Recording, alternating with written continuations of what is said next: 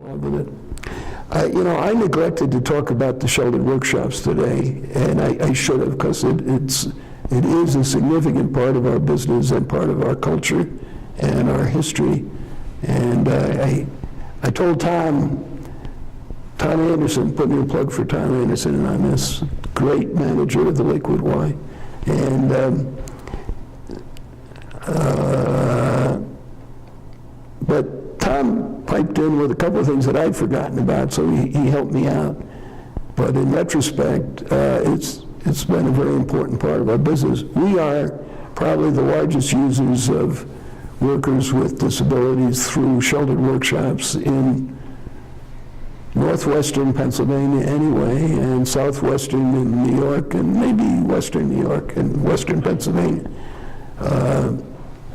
And I don't know how many workshops we're using now, but probably 8 or 9. And the one in Jamestown is, it's Allied, right? Yeah, yes, correct. Allied. A very good workshop for us.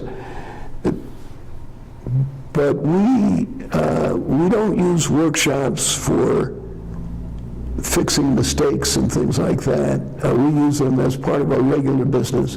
It's all planned out that there's work they do assembly work, packaging work, other work. We help them out with jigs and fixtures to do the work and even equipment, or sometimes they buy the equipment.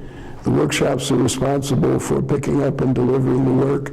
It's all on a schedule, and it's a very significant part of our business.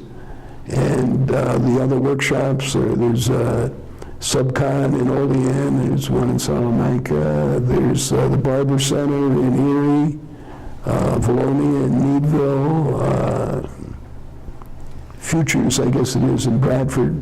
And there's very, very large and effective one in Oil City, Seneca. And we have work for all of them, really.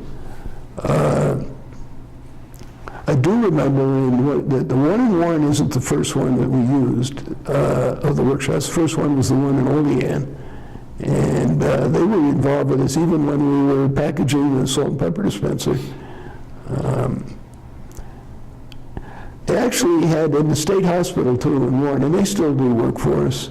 At that time, there were many more patients, and they were able to do more work. I tried in the early days of the salt and pepper dispenser to have some of the patients from the state hospital actually work in our facility. And there were 4 of them, I recall, who seemed to be at a level that they could deal with the outside world. It didn't work out, though. There was friction between the regular workers, and they really had a hard time adjusting to it. But then that kind of moved over into the sheltered workshop arrangement, and that actually works much better. And there's the supervision of the employees at the workshops. They're very dedicated people. They really are. And they work carefully. I think it's a wonderful movement. It's very good for our business, very helpful. But I'm a huge supporter of the entire sheltered workshop industry, if you will. And anyway, going back to BEI, it used to be AIC, I think. There's the Bollingers. There was a husband and wife who really got it started. Mm-hmm. The fellow that was running it at first wanted to do work for us, but he could always find a way why they couldn't do it.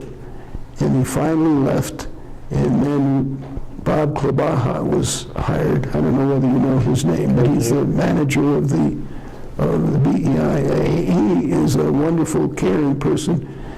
But the difference was so stark that I thought, well, we'll give him a try again. And I talked to Bob, and everything that we needed done, he could always find a way to do it. And the other fellow could always find a reason not to do it. It's something that I've always remembered. And the workshops are, they're They're a big deal. And, they're so meaningful to the families also. They enable a family to go to work, and they don't have to be home babysitting. And the clients are so much happier having a place to go to, having a place to work, being paid for their work. The whole system is extremely effective.